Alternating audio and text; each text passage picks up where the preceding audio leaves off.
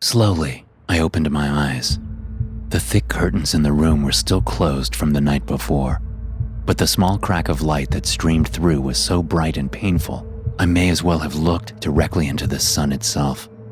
I groaned and tried to bury myself under the duvet, but the waves of nausea suggested I'd be getting up soon. My head pounded. I lay there for a moment longer as I gathered the strength to sit up. I was still wearing yesterday's clothes, including my white lab coat from work. I groaned. Waking up hungover, eh? I really gotta get my life together. "Dad?" came a voice. The voice of my daughter. The one beautiful and good thing in my life. It was my week to play house.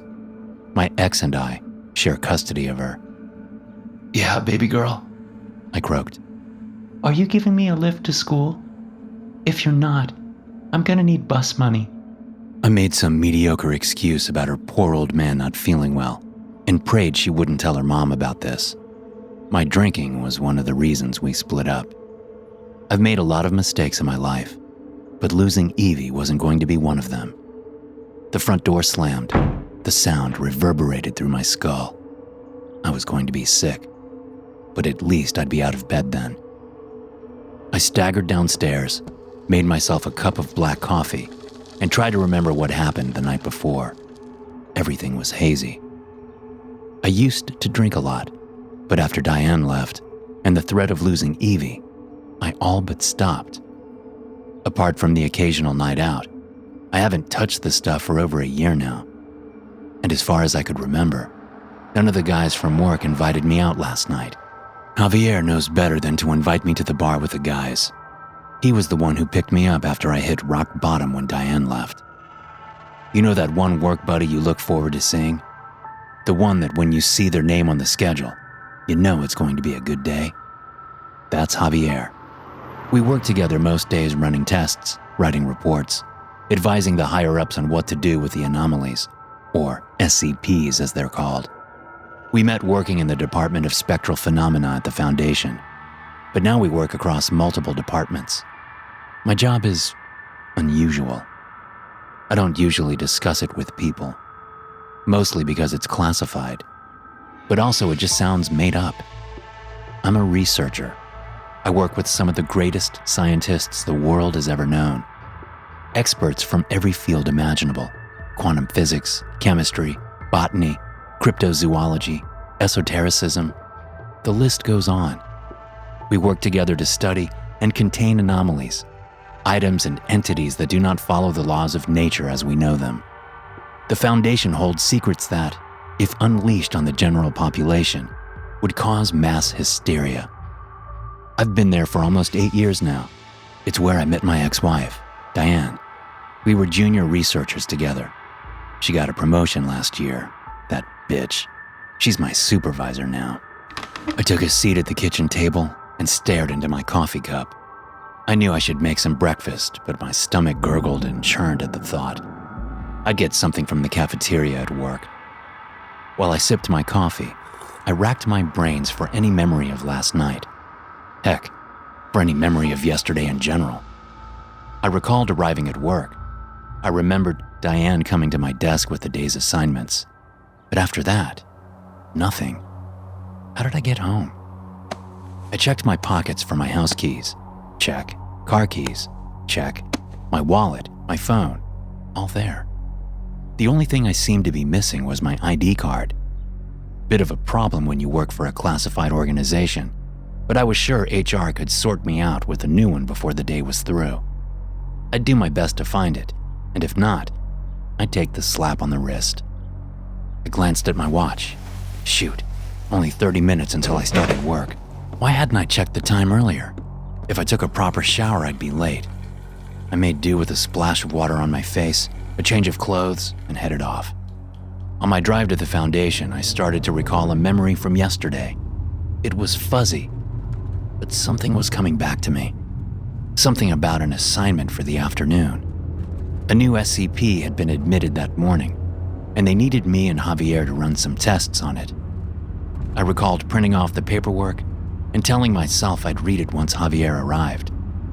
The vague recollection of walking down the long, brightly lit corridor towards the containment chamber swirled in my head. I arrived at the enclosure before Javier.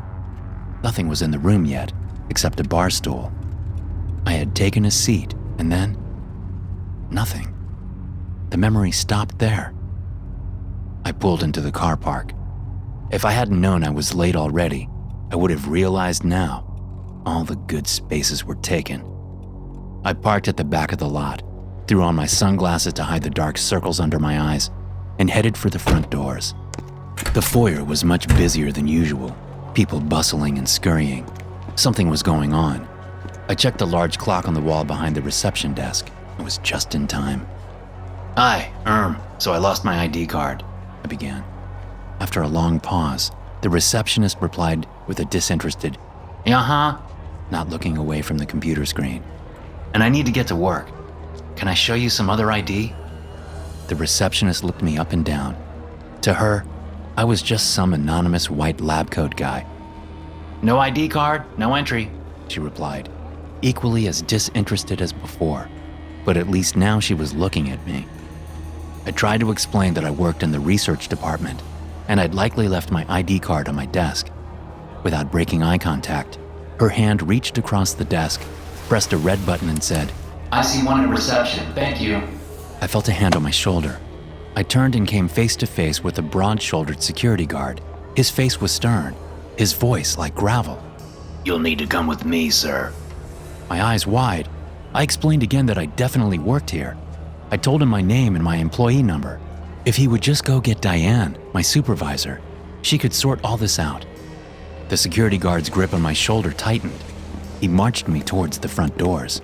And then I heard him, Javier, coming to rescue me as always. "Nah, he's not an intruder. Abby, come on. Would I lie to you?" Of course, Javier was friends with the reception staff. Javier was friends with everyone. The security looked back at the receptionist. She shrugged, and he released me from his grip. Javier put his arm around me, walked us to the staff entrance, scanned his ID card, and we waltzed right in. On our way through the building, people were still rushing to and fro. Office workers chatting in hushed and urgent tones. Trained security personnel relaying messages on radios, and men in black suits walking with purposeful strides. I recognized this scene. Today was a red alert kind of day.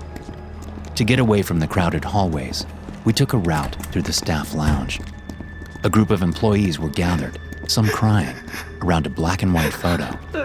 Flowers and cards on the floor and table beneath it. We moved by too quickly for me to catch a glimpse of who it was, but someone had obviously passed away. Probably the reason for today's red alert. I asked Javier what was going on, what happened yesterday. My hangover had subsided slightly, but I still felt like death warmed up. "I can't believe you're showing your face here after yesterday," whispered Javier. I had no idea what that meant and told him as much. "You know, when you speak to Diane, I'd keep my head down if I were you. You really got to get your life together." He patted me on the back and disappeared down a corridor. I continued towards the cafeteria. Another coffee was in order. On entering the dining hall, I was confronted by the horrifying sight of photocopy after photocopy stuck to the walls. Photocopies of my own bare ass. Stunned, frozen to the spot, I pulled the collar of my lab coat up around my chin. My sunglasses covered the rest of my face. Not that my face was the thing they'd recognize. The cafeteria staff howled with laughter, debating loudly about which intern lost a bet. A memory from yesterday returned to me. I was drunk, but no liquid had touched my lips. I had stumbled out of the containment chamber where I was due to meet Javier.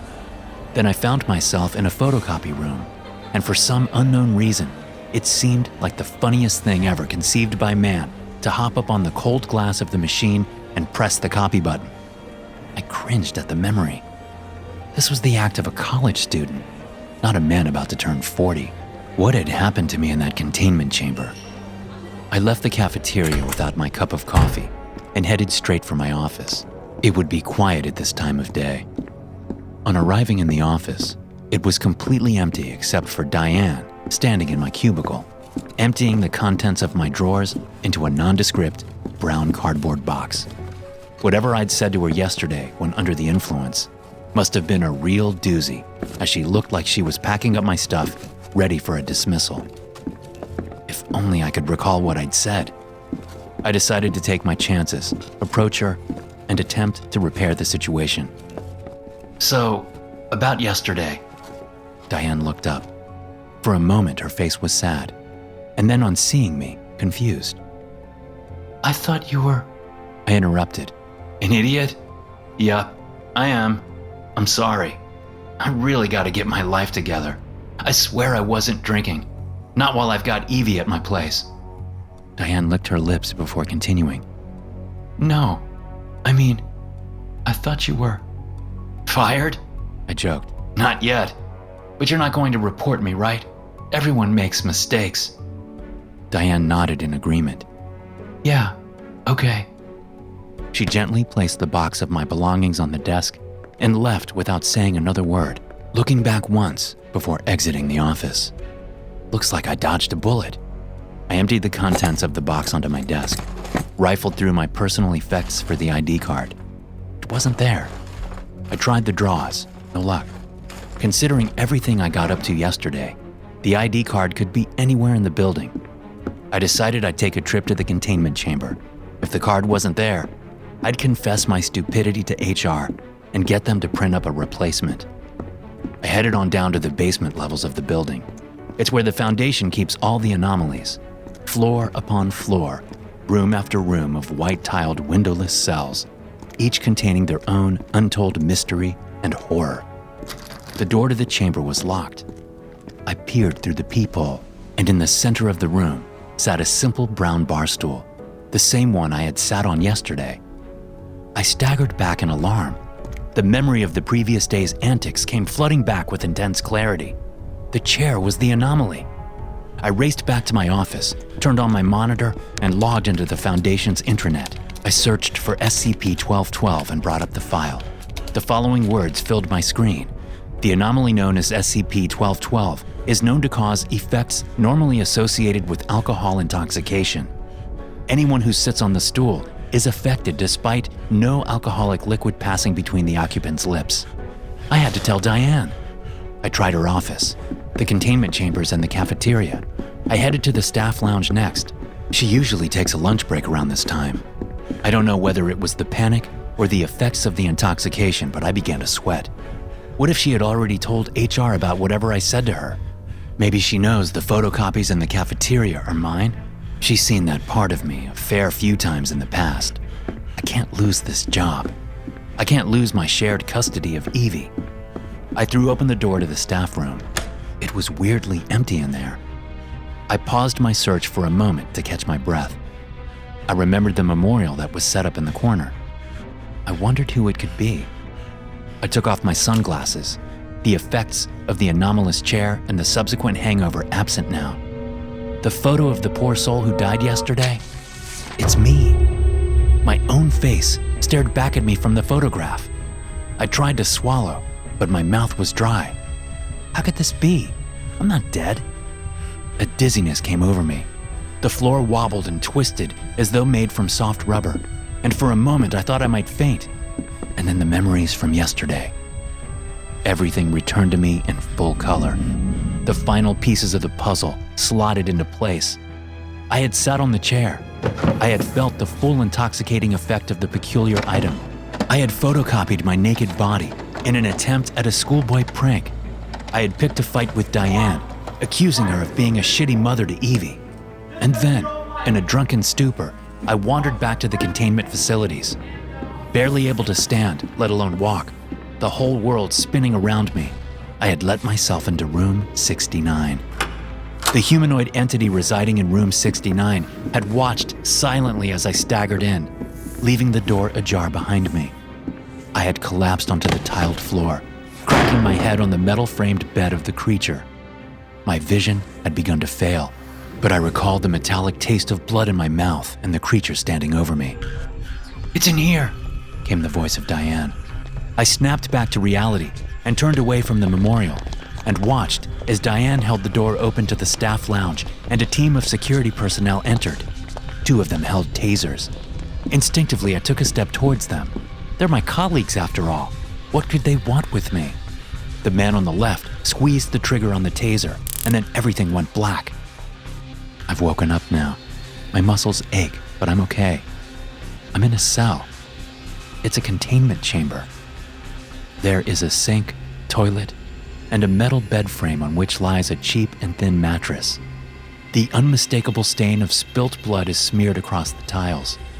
I've tried calling for help, but no one has answered. Wait, I hear something. SCP-1212 has been secured and contained. It does not appear to realize it's inhabiting a new form and believes it is the employee 21468 who suffered a fatal contusion to the head yesterday. We'll continue to monitor the situation. What? No, I'm not dead. Diane, Javier, please, let me out. I'm not dead. I'm not the SCP, I can prove it. I fell in here yesterday and I cracked my head on the bed frame. Just come and look at my head. No, there's no wound. SCP-1212, while not in use, is a simple wooden bar stool. It does not possess any abnormal physical qualities other than the faint odor of alcohol. When any living human, older than 15 years of age, sits on SCP-1212, they appear to experience a full sensory hallucination. They are heard speaking to someone, and it becomes apparent that the occupant has been invited to participate in a drinking contest. The contest begins regardless of acceptance or refusal of the invitation.